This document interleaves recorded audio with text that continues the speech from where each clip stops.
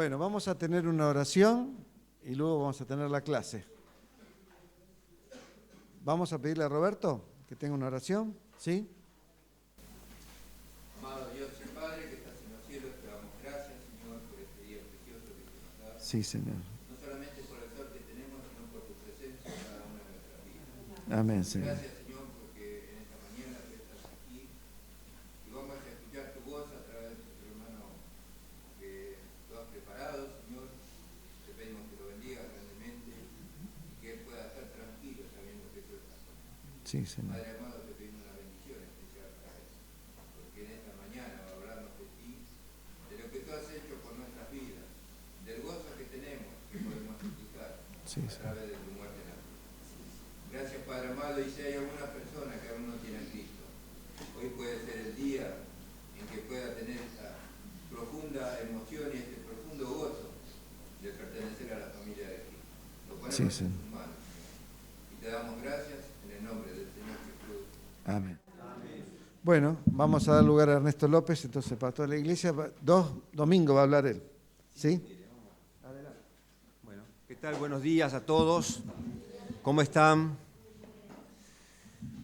Vamos a abrir las Escrituras en la carta de Santiago. Disculpen Santiago, un pasaje solamente, y después vamos a ver qué tema nos va a hablar Santiago y vamos a desarrollar en esta mañana. ¿Todos tienen Santiago capítulo 1? Por acá. Dice así la palabra de Dios. Versículo 12. ¿Tenemos todo ahí? Santiago 1, 12. Ah, bien, perfecto. El versículo 12. Bienaventurado el varón que soporta la tentación, porque cuando haya resistido la prueba, recibirá la corona de vida que Dios ha prometido a los que le aman. Evidentemente el apóstol está hablando de una palabra muy conocida por todos nosotros que es bienaventurado. ¿Qué es bienaventurado? Estar alegres. ¿Tres veces cómo? Felices, debe ser felices. Bueno, feliz. Se terminó la bienaventuranza. Muchas veces esta palabra bienaventuranza, donde tenemos el primer mensaje del Señor en el aposento, en el Sermón del Monte, de la montaña, no es tanto lo que nosotros sentimos, sino cómo Dios nos ve. Entonces, Dios nos ve como bienaventurados. ¿Por qué? Porque buscamos andar como Él anduvo y hacer lo que Él quiere para cada uno de nosotros. Pero el estudio de esta mañana no va a ser la bienaventuranza, sino que dice que bienaventurado el varón que, dice, soporta, ¿qué cosa? La tentación. Y acá este va a ser nuestro tema, la tentación. La pregunta que nos hacemos, ¿usted es tentado? ¿En serio? Yo también soy tentado. De distintas maneras. ¿De qué forma es la tentación? Por ejemplo, si usted va al médico y le dice, mire, usted no tiene muy alto el azúcar en su cuerpo, tiene que evitar ¿qué cosa? Las cosas con azúcar. Y delante de usted pasa por una confitería y le muestra una torta de chocolate así maravillosa que se le cae y usted está ahí arañando el vidrio, ¿no? ¿Eso qué es? Es una tentación. ¿La tentación es buena o es mala? Para comer una torta, no, la torta es mala. Es que después va a tener beneficios o va a traer malestares a nuestro cuerpo. Cuando te queda al médico y dice, ¿usted qué hizo? Y me comí esa torta, no pude evitarlo, fue más fuerte que yo. Esta palabra tentación es una palabra polivante en la mayoría de los idiomas. ¿Qué es polivante? De múltiples aplicaciones. En sentido amplio, significa probar a alguien, con el objeto de poner de manifiesto sus disposiciones, actitudes o habilidades reales, más allá de lo que puedan sugerir las apariencias. Usted puede ver una persona y dice, no, esta persona, la verdad, es un hombre de Dios, porque lo ve de lejos, a la distancia. Cuando usted tiene cercanía, ve que tiene un montón de defectos como los tengo yo, como lo tenemos cada uno de nosotros. Entonces, vamos a ver qué es tentación y qué es prueba. Entonces, los martes estamos enseñando la carta de Santiago, y Santiago es muy claro cuando habla, no está con vueltas. Así que es bueno que vengamos también los martes a escuchar la palabra de Dios. Cuando uno no entiende bien una palabra o quiere ampliarla, ¿a qué recurrimos? Diccionario. ¿Usan el diccionario? Poco, ¿no? Escuchaba de un periodista que habla, es verborrágico, no dice verborrágico porque tiene mucha facilidad de palabras. Por lo general los periodistas tienen mucha facilidad de palabras. Y él dice que el papá, cuando él era chico, le hacía estudiar el diccionario, leer el diccionario y aprender las palabras del diccionario. ¿Usted hizo alguna vez eso? Yo nunca lo hice. Es decir, recurro al diccionario, pero nunca hice eso. Entonces mi papá me decía, bueno, 10 palabras del diccionario todos los días. Nosotros no iríamos tanto al diccionario, iríamos a la Biblia, ¿no? Si es que lo hacemos. El diccionario dice así: movimiento interior, o sea, de nuestra interioridad, que nos impulsa a hacer una cosa, particularmente si es mala. Por eso cuando decimos caer en tentación, cuando la Biblia dice caer en tentación, ¿a qué se refiere? Caer en pecado. Muy bien, vamos bien. Pero en una aceptación más restringida y teológica, tentación es una incitación al pecado, ya que ni hay un vocablo distinto para tentación y para prueba en los idiomas bíblicos. El contexto, siempre que encontramos esta palabra, el contexto debe decidir su significado. Vamos a Mateo capítulo 6. Vamos a abrir nuestras Biblias. Mateo capítulo 6. Rápidamente.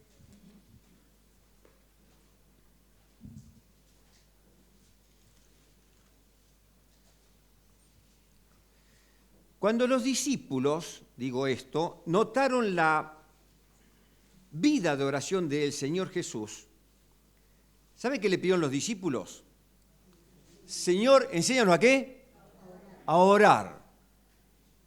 Y pusieron como ejemplo cómo Juan le enseñó a sus discípulos. Enséñanos a orar. Entonces, el Señor comienza con esa oración modelo. ¿Cuál es la oración modelo? El Padre Nuestro. Me gustaría que lo leamos todos para que lo recordemos, porque no somos de recitar el Padre Nuestro, ¿verdad? Lo escuchamos muchos en otras religiones, pero nosotros no, parece que fuera algo que no nos corresponde a nosotros. Sí, léalo y recítelo si quiere. Porque ahí está todo el contenido que tiene la oración. No voy a hablar de la oración, pero tiene todo el contenido. Dice así la palabra de Dios. Versículo 9. Cuando le piden, el Señor le dice, vosotros oraréis así. Padre nuestro que estás en los cielos, santificado sea tu nombre. Venga tu reino, hágase tu voluntad como en el cielo, así también en la tierra. El pan nuestro de cada día, dánoslo hoy. Y perdónanos nuestras deudas, como también nosotros perdonamos a nuestros deudores. Versículo 13. Y no nos metas en tentación. ¿Qué más dice?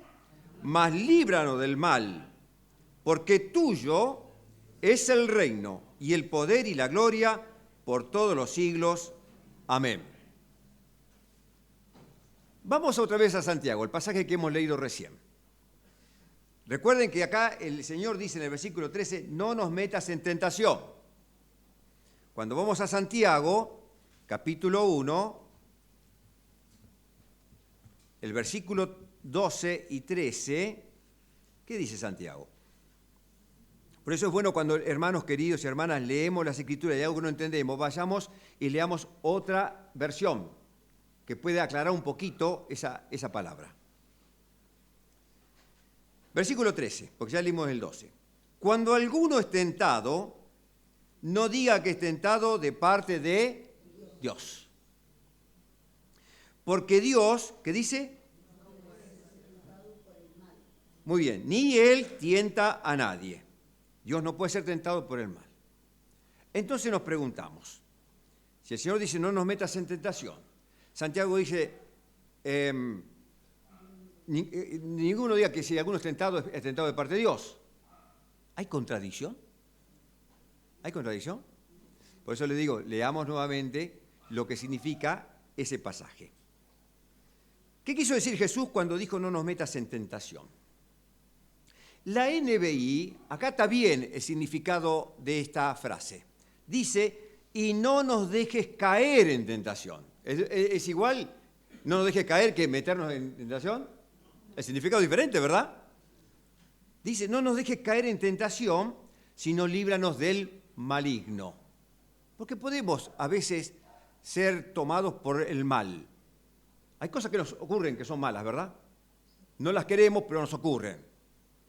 Hay cosas que están bajo control, bajo nuestro control, hay cosas que están fuera de nuestro control. Y vienen los problemas, vienen los males, más en estos tiempos, donde hay tanto miedo. ¿Miedo a qué? ¿Usted tiene miedo? ¿Miedo a qué? ¿Qué es lo que más se llama la atención? Hablamos de la inseguridad. Vieron que uno cuando sale de casa mira para todos lados y dice, bueno, ya estoy. Pero usted cuando salió y se dio vuelta para cerrar la puerta, vino uno con una moto y al rato lo tiene al lado suyo. Está fuera de nuestro control. Usted puede estar alerta, puede tener un montón de precauciones, pero el maligno está. Una cosa es que te ocurra algo malo, otra cosa es que el maligno esté obrando en contra de cada creyente. Y aunque el Padre Nuestro, como hemos leído, se pida a Dios, no nos metas en tentación, la idea claramente significa no nos pongas en una prueba demasiado dura. El apóstol Pablo seguramente tenía entendimiento de lo que el Señor y conocimiento de lo que el Señor le había hablado. Ustedes saben que el apóstol Pablo no fue parte de los 12, porque él conoció a Cristo, al Cristo resucitado, pero no al Cristo, posiblemente conocía de él, evidentemente, y conocía lo del camino. Escuchó hablar de Jesús, ¿verdad? Escuchó hablar que Cristo murió, que fue sepultado, y también la noticia de que los discípulos lo habían robado el cuerpo de Jesús. Eso fue lo que trascendió. Por eso Pablo estaba tan desesperado por perseguir a los del camino, que así se llamaban los creyentes, aquellos que habían creído en Cristo, que comenzó a perseguirlos. Pidió cartas a los gobernantes y a los sacerdotes para poner preso y aún matar a los cristianos. Pero Pablo, en el camino, muchos dicen, Pablo se convirtió en Damasco. No sé, en camino a Damasco. No es que se convirtió en una fruta. Iba en camino a Damasco. Y ahí conoce al Señor. Nos cuesta a veces entender esa porción de las Escrituras. Porque dice que lo iluminó, él iba al mediodía.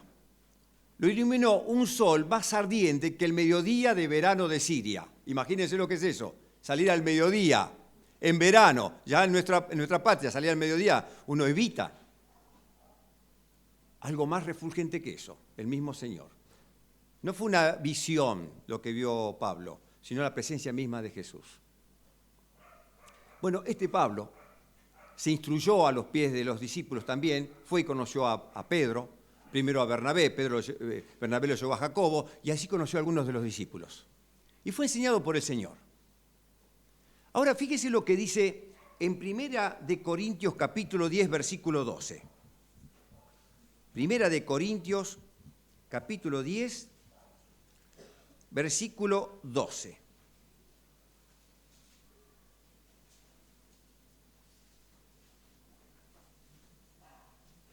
Uno debería leer el contexto para entender el texto que estamos leyendo. Pero importante lo que estamos hablando, tentación. Dice la palabra de Dios, así que, o por tanto, el que piensa estar firme, mire que no caiga. Usted puede tener la disposición de decir, bueno, no, a mí no me va a vencer tal cosa. No. Conmigo no juega porque yo soy fuerte. Tengo todo lo necesario para no caer. Hoy hablábamos de oscuridad, ¿no? Cuando hay oscuridad en la noche. La oscuridad nos da un poquito de miedo, ¿no? Andar en la oscuridad. Porque en la oscuridad uno no ve. Camina, usted va por el camino y nuestras calles están tan lisas que puede caer en un pozo, tropezar y levantarse después si puede. Puede haber caídas. Pero acá dice el que piensa estar firme. Dice, bueno, miren, a mí no me va a pasar esto.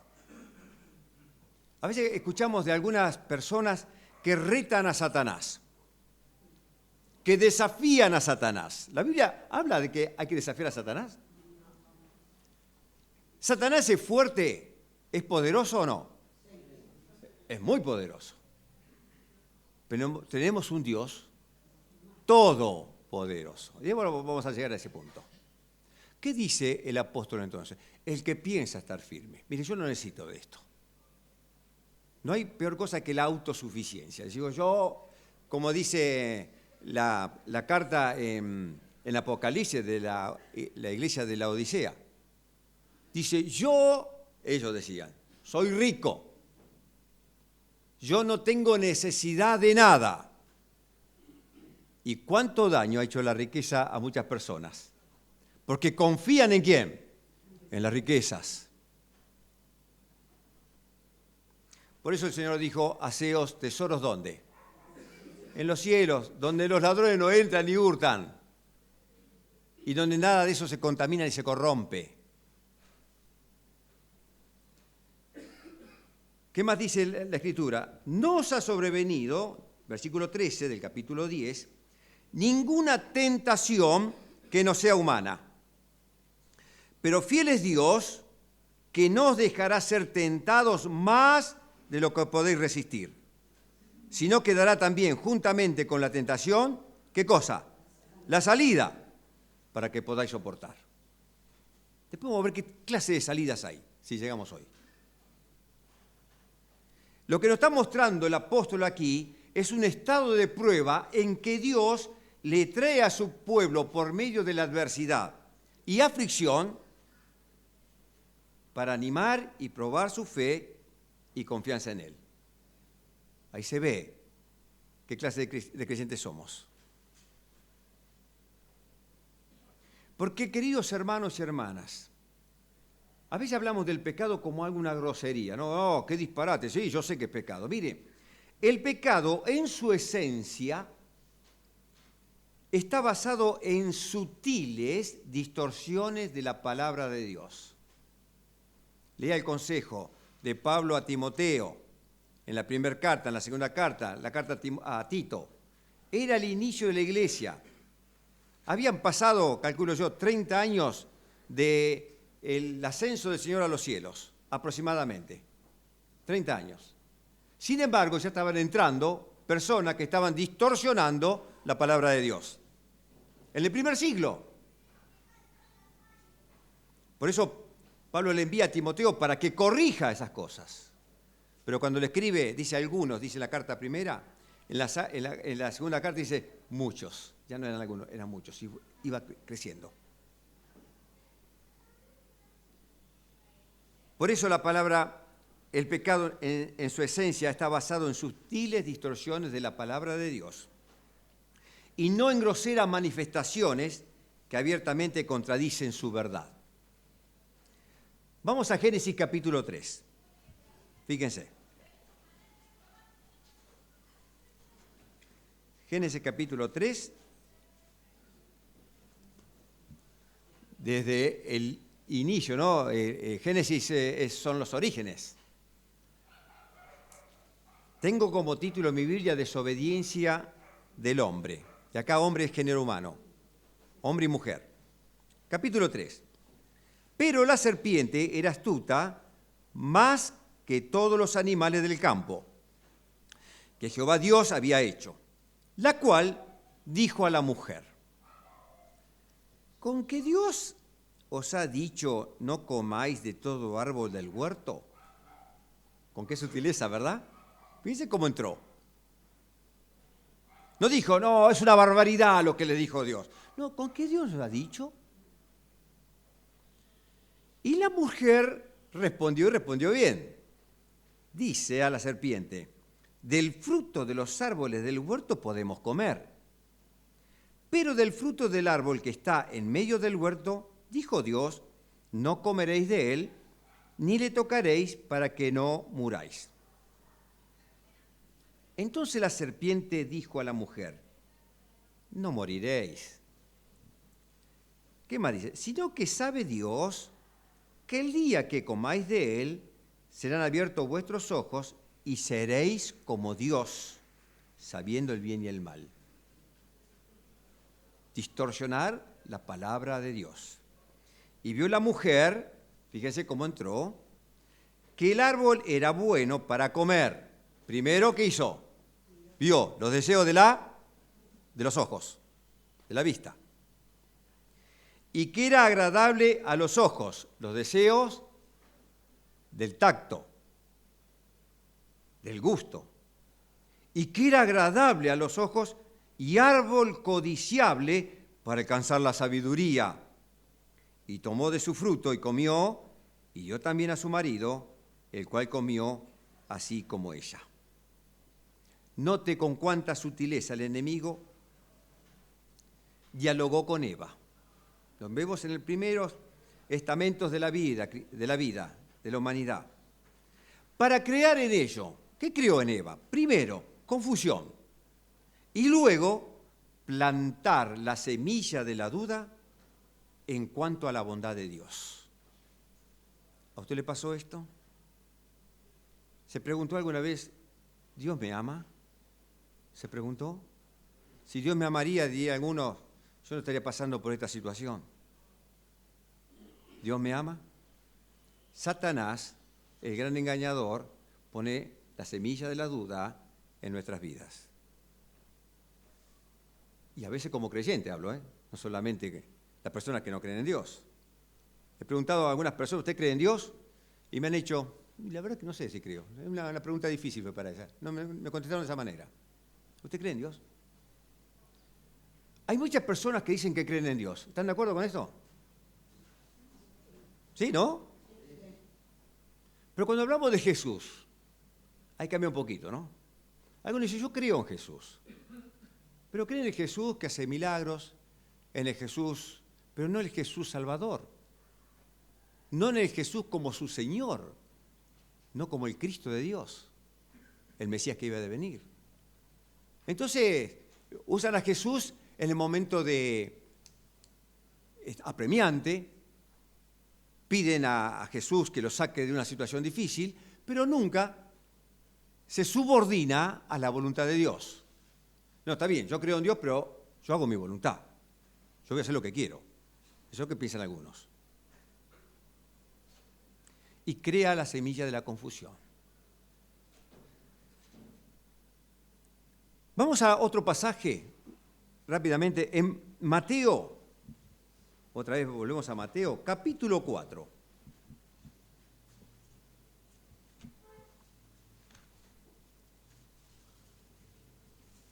Mateo capítulo 4.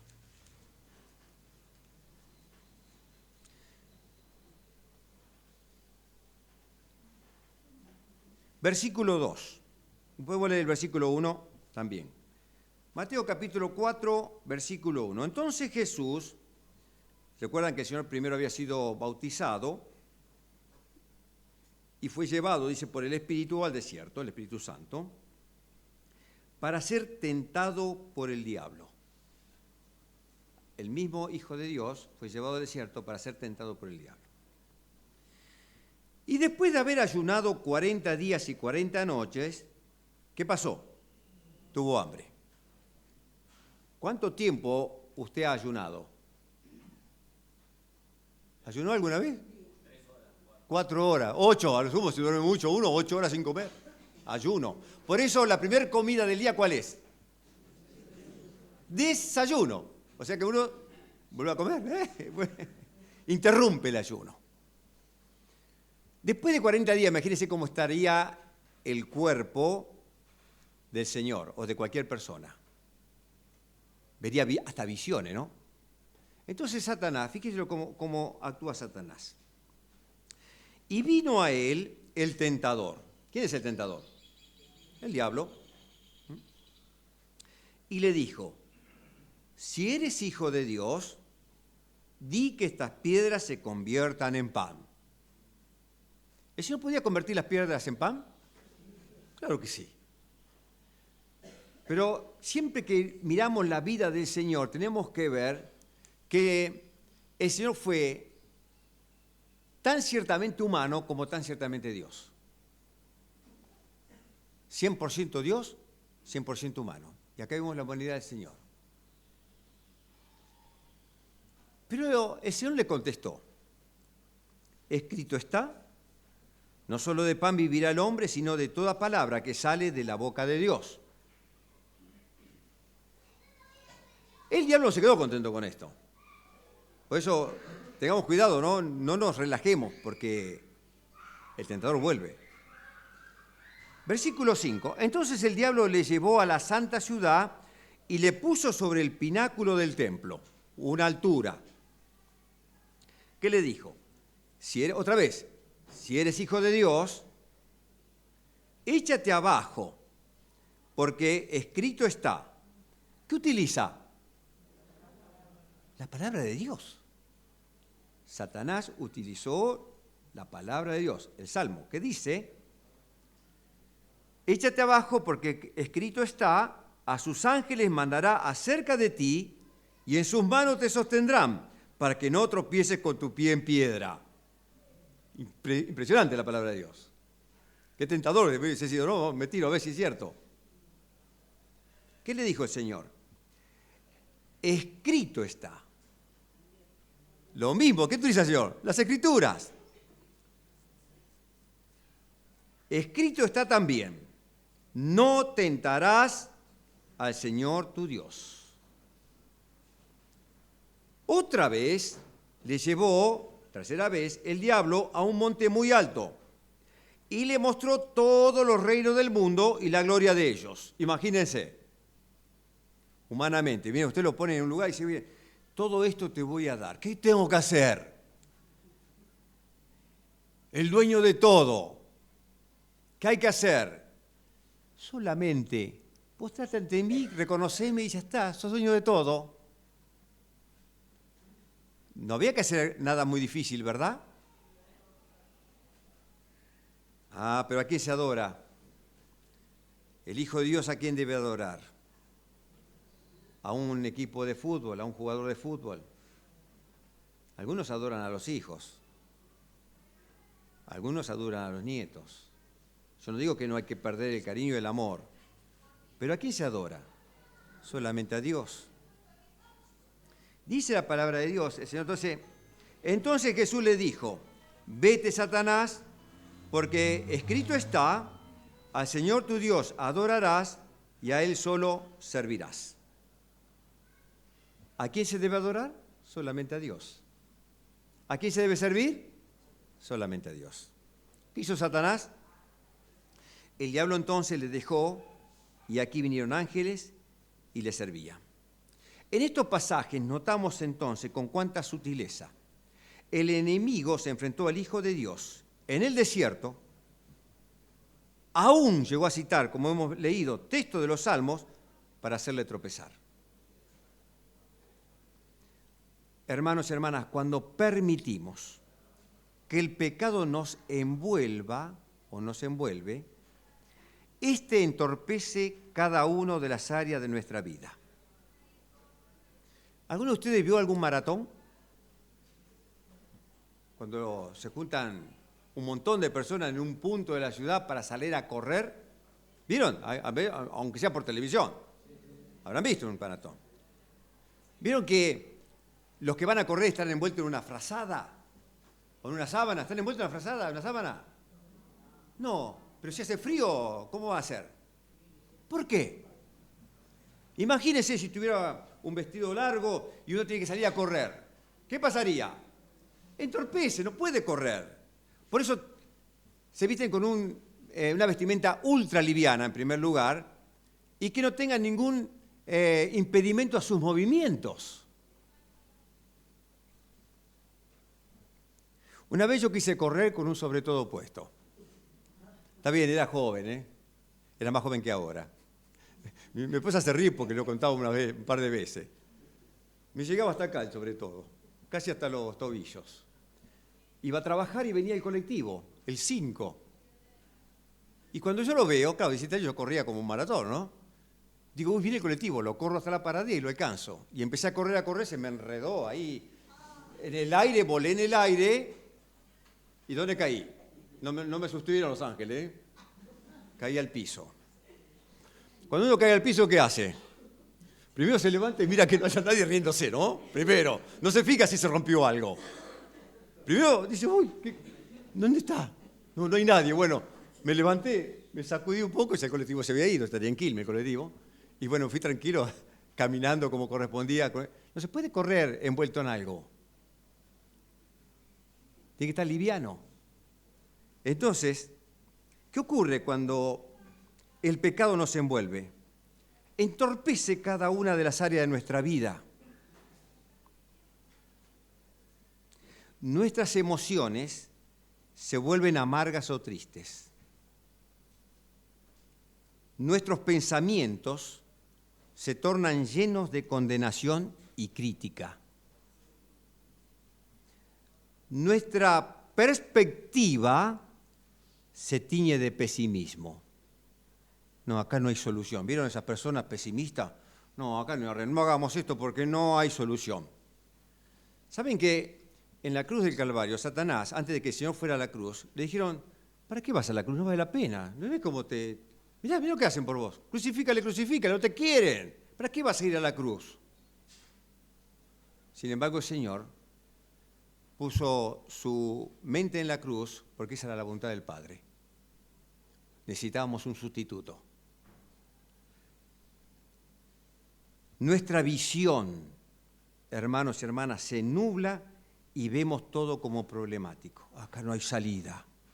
Hay un callejón sin salida. Nuestras palabras se convierten en instrumentos para lastimar y destruir. Pero sobre todas las cosas, nuestra relación con Dios se ve dramáticamente afectada cuando esto ocurre. Como cristianos, no podemos descuidar ni un instante la permanente tendencia de nuestra humanidad a dejarse seducir por el pecado. En esta área de nuestra vida espiritual debemos estar en guardia siempre. Han escuchado de Martín Lutero, ¿no? Un hombrecito cobardón, ¿no? ¡Qué hombre de Dios! Yo leí la biografía de Martín Lutero y leí una película de Martín Lutero. Y la verdad que, digo, impresionante, porque a veces algunos temas los tomamos un poco poéticamente, ¿no? Y yo, qué lindo, ¿no? Hizo la reforma. ¿Saben lo que costó la reforma? Luchar contra el imperio más poderoso de la tierra, que era el papado en ese momento. Leyendo las Escrituras se dio cuenta que todo lo que se estaba haciendo era que estaban distorsionando la palabra de Dios. Entonces Martín Lutero comenzó a estudiar la palabra y vio que no era como se decía. Y empezó toda una lucha. Cuando uno quiere poner las cosas en regla, ¿qué pasa? Tiene un montón de oposición. Pero Martín Lutero, este hombre de Dios, una vez exclamó: le tengo más miedo a mi corazón que al Papa y a todos sus cardenales. Miren que oponerse al Papa y los cardenales era como firmar la partida de defunción. Sin embargo, ¿sabe qué dijo él? Le tengo más miedo a mi corazón. Porque ¿cómo es el corazón? Engañoso. y perverso, ¿y quién lo entenderá? Prestemos especial atención a la pureza de nuestro ser interior. ¿De quién viene la tentación? ¿Cuántos enemigos tiene el cristiano? El cristiano. Solamente tres, es fácil entonces. ¿Quién es el primer enemigo? Satanás.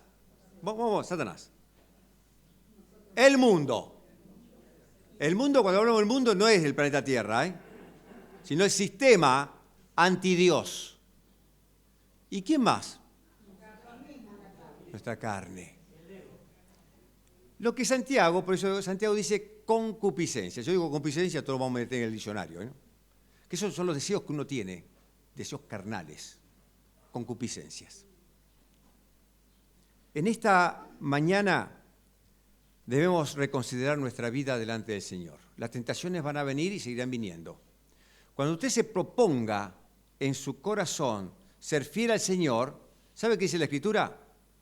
Que vendrán tiempos de persecución. Pero Señor, yo he prometido seguirte. Vendrán tiempos de persecución. ¿Querés ser fiel al Señor? Va a haber tiempos de persecución. Entonces, ¿qué? ¿Vale la pena? ¿Quién nos va a proteger de esto? ¿Quién?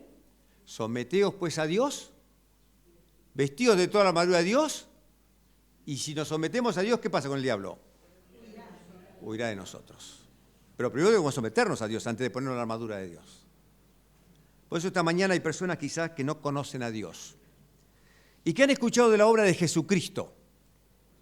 Jesucristo peleó la gran batalla, la batalla final, en la cruz del Calvario. ¿Quién? ¿Él merecía morir en la cruz? De ninguna manera. Los que morían en la cruz eran los que estaban condenados. Y nosotros por nuestros pecados estábamos condenados. Nuestra vida iba al infierno. Sin embargo, el Señor ocupó mi lugar en la cruz y derramó su sangre, esa sangre que nos limpia de todo pecado. Dice Juan 3:16, porque de tal manera amó Dios a la humanidad que dio a su Hijo unigénito para que todo aquel que en él cree no se pierda, mas tenga, ¿qué cosa? Vida eterna. En esta mañana la oportunidad para tomar decisiones. Siempre nuestra vida es una vida de decisiones. Cada momento tomamos decisiones. Pero la decisión más importante en nuestra vida es tener a Cristo en nuestro corazón.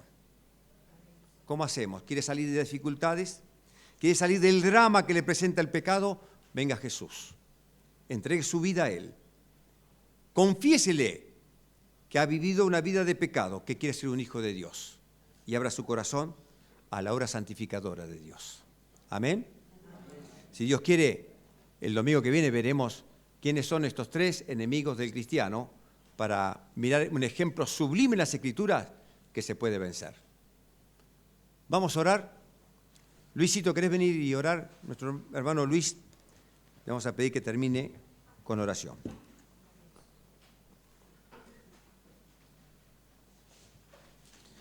Bueno, oramos. Padre Celestial, gracias te damos, Señor, porque la vida del cristiano es día por día, pero, Señor, estamos en tus manos. Tú nos protegerás y tú, como dice tu palabra, no dejarás que seamos tentados más de lo que podemos soportar. Señor, gracias porque siempre tú nos das la prueba, a pesar que a veces duele y nos cuesta, pero sin embargo, Señor, sabemos que eso nos fortalece espiritualmente y nos hace crecer. Señor, bendice a Ernesto, bendice a Guillermo que está de vacaciones, bendice también al que le habla, Señor, a mí, y también bendice a todos los hermanos que están colaborando y están activando en la iglesia. Que tú bendigas esta iglesia, bendiga las actividades, y gracias por la palabra, que nos des interés por la palabra a cada uno de nosotros para que aprendamos más de ella. Gracias por todo, Señor, te lo pedimos en el nombre de Cristo Jesús. Amén.